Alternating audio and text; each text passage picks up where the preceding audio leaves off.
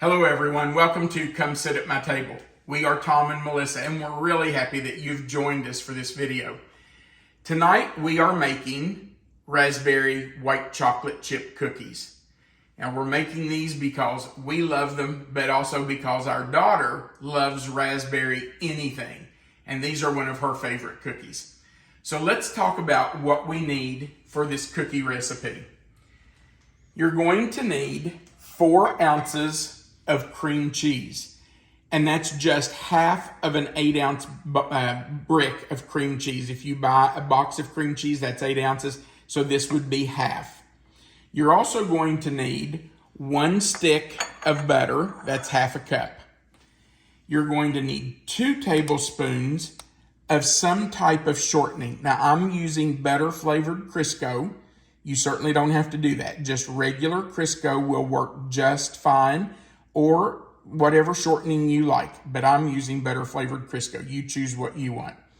We also need 1/2 cup of light brown sugar.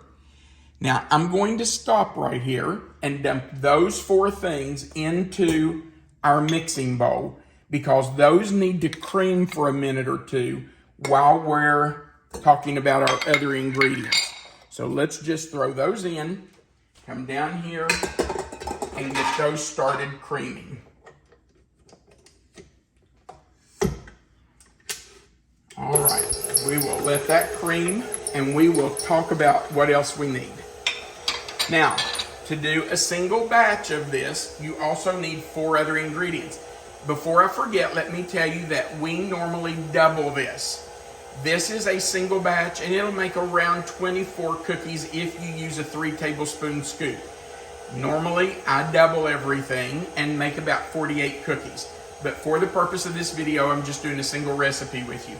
All right, you're also going to need 2 eggs.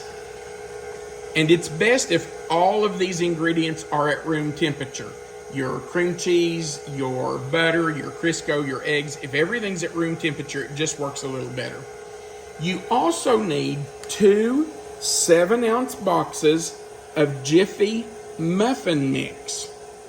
Yeah, I know, it's muffin mix. It's not cookie mix. But that's what makes these really special. You're using a product for something different than what it was originally intended for. Now tonight we are using raspberry. And you're going to need 2 boxes of that for this single recipe. But let me tell you that they also make Jiffy Blueberry Muffin Mix. And we have made the blueberry cookies just like we're making these. We just use the blueberry muffin mix in place of the raspberry and it works perfectly well. Now there may be other flavors of Jiffy Muffin Mix. If there are, we have not seen them. These are the only 2 that our store carries. So we've made these 2, but if your store offers more flavors and you think they sound good, by all means, try them. Make it your own. You're also going to need 3/4 cup of all-purpose flour and 1.5 cups of white chocolate chips. All right, I think our mixture has creamed pretty well. You can see that it looks nice and smooth. So we're going to add in our other ingredients. I am going to put my shield on here just to try to minimize any splash. Now first we're going to start with our eggs and we're just going to add 1 at a time.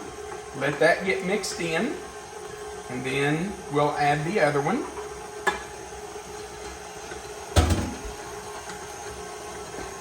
I'm going to put my shield on. You absolutely do not have to have a shield, but I think it helps.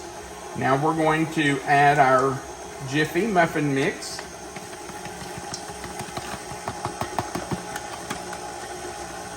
There's 1 box.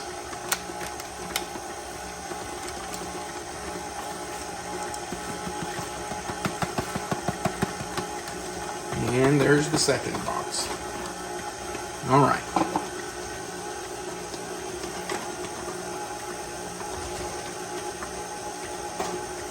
Grab my spatula here and scrape it all in.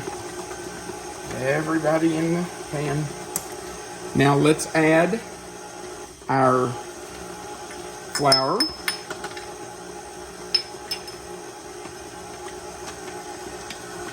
And I'm going to do this so you can see it.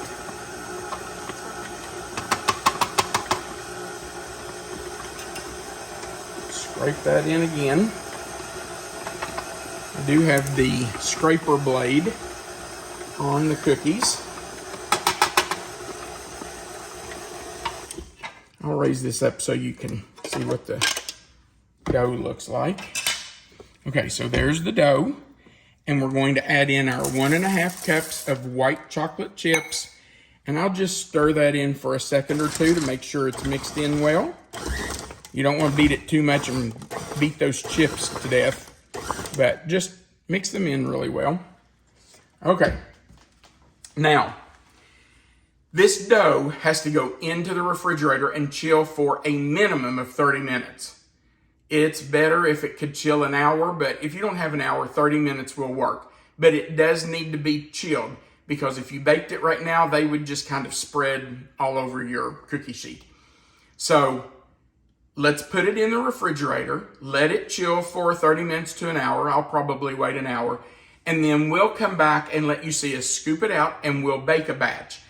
The rest of the dough, after we scoop out what we want to bake tonight, I will make into cookie dough balls, put them on a piece of parchment paper on a cookie sheet, and we'll put them in the freezer. We'll let them freeze solid, and then I'll bag them up into Ziploc freezer bags, and we can grab 1 cookie or 10 cookies out when we want some and bake just that number. Okay, so we're going to chill this, and we'll be back. It's actually been about 2 hours since we put the cookie dough in the refrigerator. And I'm just going to tell you why. I got on the telephone with a friend of ours and just could not get off the phone. When I get on the phone with her, I'm going to be on the phone for a couple of hours. But while I talked, I did go ahead and bake a batch of cookies, and I have started scooping out the ones that we're going to put in the freezer. So let me just show you the cookies so you can see what they look like. They are really nice cookies, very pretty cookies. And I can tell you before I even taste one, and I have not eaten one yet, but I can tell you they are delicious because we've had them many times.